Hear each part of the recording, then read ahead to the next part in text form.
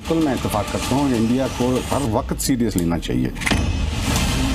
सुन लिया हामिद मीर साहब, आपके जनरल, कर्नल, फौजी और आवाम सबकी अक्ल ठिकाने आ चुकी है। अच्छा, वो इसलिए ली हुई है, वो एक हाथ में तो कुरान पढ़ रहा है, दूसरे हाथ में एटम बम पकड़ा हुआ है। वो उस तरह बैठता आईएमएफ के सामने एटम बम पकड़ के, तो कहता है जी ये मेरे हाथ में कुरान है, मुझे एटम बम चल गया तो उसे डर नहीं लगता, कर्जा दे दो हमें।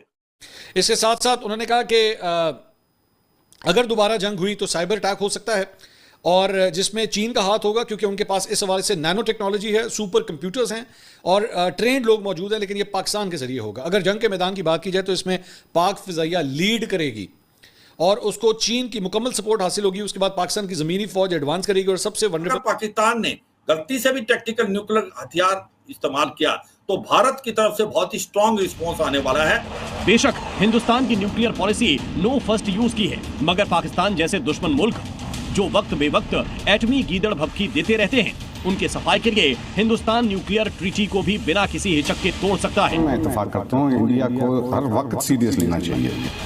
अब हिंदुस्तान के लिए पाकिस्तानियों के दिमाग में आई इज्जत या यूं कहें कि खौफ की वजह भी जान लीजिए।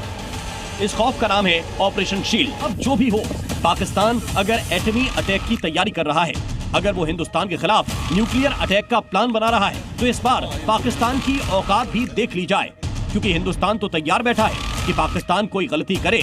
और पीएम मोदी पहले ही कह चुके हैं कि पाकिस्तान की न्यूक्लियर ब्लैकमेलिंग अब नहीं चलेगी। अगर पाकिस्तान ने कोई हिमाकत की तो पाकिस्तान का वजूद दुनिया के नक्शे से मिट जाएगा। जय हिंद दोस्तों, भारत एंड बियॉन्ड न्यूज़ में आप सभी का स्वागत है। तो दोस्तों, भारत और पाकिस्तान के बीच चल रही जंग अभी फिलहाल के लिए रोक दी गई है, पर ये खत्म नहीं हुई है। इसका मतलब कि आने वाले टाइम में भारत और पाकिस्तान की जंग कभी भी चालू हो सकती है। और इसी भारत और पाकिस्तान की जंग कब होगी उसको लेकर भारतीय मीडिया में एक वीडियो अपलोड किया गया था, जिस पर कि पाकिस्तान मीडिया के एक रिपोर्टर कुछ रिएक्ट करते हैं। उस वीडियो में ये बताया गया था कि भारत और पाकिस्तान के बीच ये जंग फिर से 2026 या 27 के बीच में चालू हो सकती है। और उसी वीडियो में ये बताया गया था कि भारत और पाकिस्तान की ये जंग अगर चालू होती है तो पाकिस्तान की तरफ से भारत के ऊपर साइबर अटैक्स होंगे। और अगर मिलिट्री की बात करें तो इसमें पाकिस्तान की मिलिट्री इस वॉर को लीड करेगी, ऐसा पाकिस्तान मीडिया के रिपोर्टर का सोचना है। कि अगर आप उनकी बातों को सुनते हैं तो हर जगह चाइना का नाम आ रहा है, मतलब कि ये वॉर भारत और पाकिस्तान के बीच ना होते हुए ये भारत और चाइना के बीच कहना ज्यादा सही होगा, क्योंकि भारत पर साइबर अटैक करने के लिए चाइना इनकी हेल्प करेगा, यानी कि जो भी करेगा वो सब चाइना करेगा, पाकिस्तान वाले बस क्रेडिट लेंगे। और जो पाकिस्तानी आर्मी इस वॉर को लीड करने की बात आ रही है तो उसमें भी यही बोल रहे हैं कि चाइना की हेल्प से ही पाकिस्तान की आर्मी भी इस वॉर को लीड करेगी, मतलब कि चाइना के बिना इनका कुछ भी गुजारा नहीं हो सकता। और असलियत में देखा जाए तो सब काम जब चाइना ही कर रहा है तो ये वॉर भारत और पाकिस्तान के बीच कैसे होगी? ये वॉर तो फिर भारत और चाइना के बीच कहना ज्यादा सही होगा। और इस वॉर में पाकिस्तान का सिर्फ इतना ही काम होगा कि बीच में खड़े होकर सिर्फ दोनों देशों की लड़ाई देखकर ताली बजाने का, क्योंकि इन्हें ताली बजाने और भीख मांगने के अलावा कुछ आता भी नहीं है। इसीलिए जब भी भारत और पाकिस्तान की जंग की बात आती है तो ये या तो न्यूक्लियर की बात करते हैं या तो अपने बाप चाइना की। लेकिन इनका जैसा सोचना है वैसा होगा भी नहीं, क्योंकि चाइना क्यों अपनी टांग दूसरे देशों में अड़ाएगा? वो तो सिर्फ पाकिस्तान का इस्तेमाल करना चाहता है ताकि वो अपने इंपोर्ट और एक्सपोर्ट इजीली कर सके। बाकी इस पर आपका क्या सोचना है? क्या भारत और पाकिस्तान की जंग हो सकती है 26 और 27 में? अगर ये जंग होगी तो इस जंग में कौन लीड करेगा? आप इस पर अपनी राय कमेंट में बताएं, और वीडियो अच्छा लगे तो वीडियो को लाइक और चैनल को सब्सक्राइब करना भी मत भूलिएगा।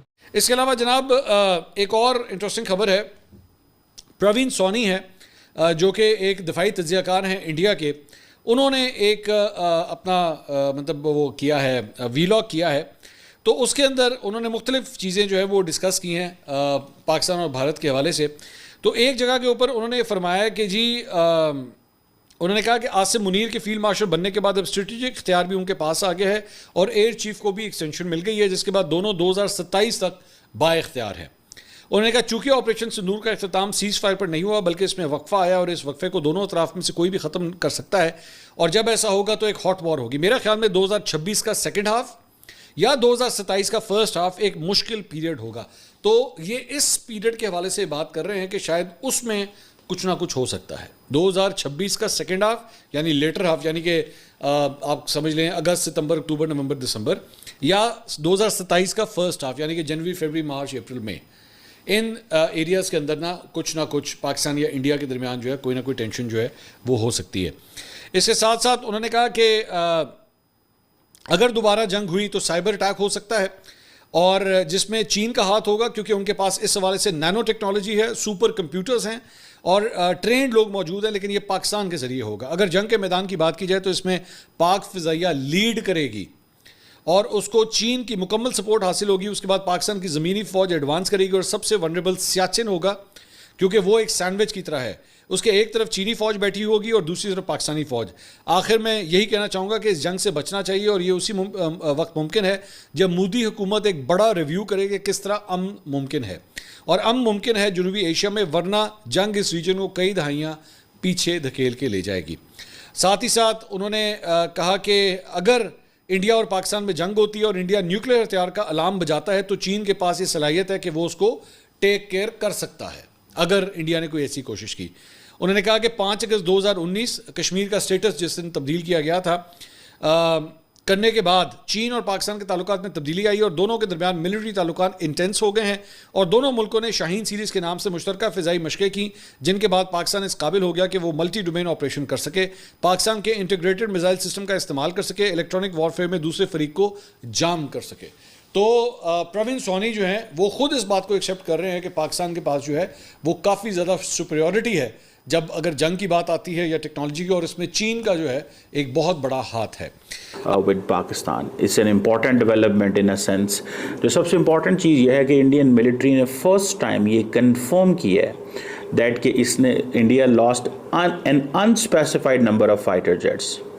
So this is not one jet, unspecified number नहीं बता रहे, प्लेटफॉर्म नहीं बता रहे कि कौन कौन सा जेट था, राफेल था, मिग थे, जैगुआर था, कौन सा था, मतलब पता चलता उस हवाले से।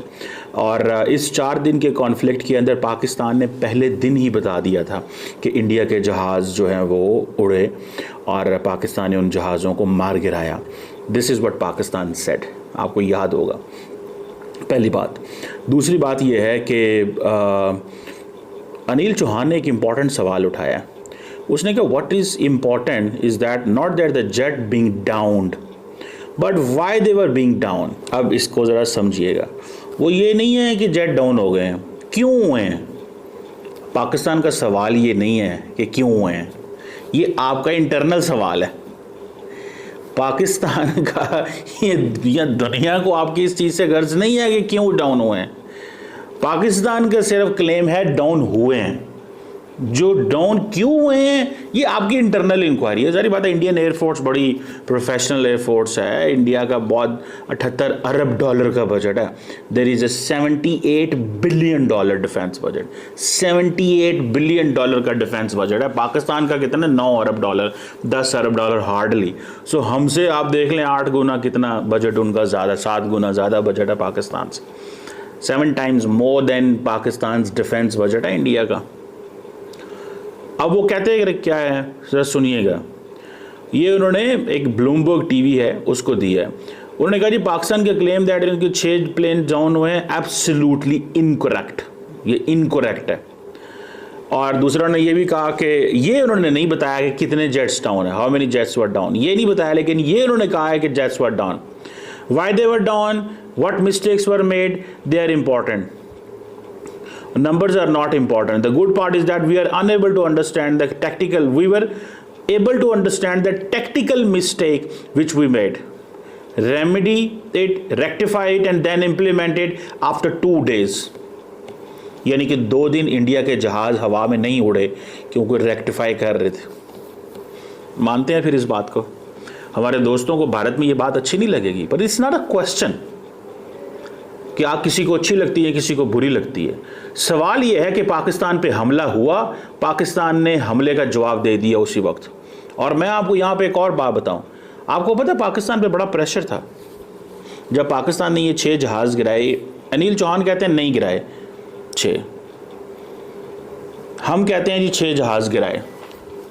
वो नंबर नहीं बता रहे, नंबर नहीं बता रहे, नंबर बता दें क्या फ़र्क पड़ता है। लेकिन असल चीज़ जो मैं आपको बताना चाहता हूँ जो है इसमें, पाकिस्तान के ऊपर प्रेशर ये था कि आप इंडिया पे हमला ना करें।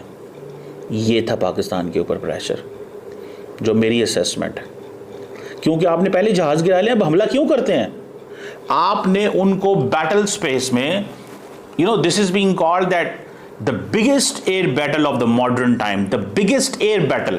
125 जहाज हवा में है. That is known as the biggest air battle of the modern times.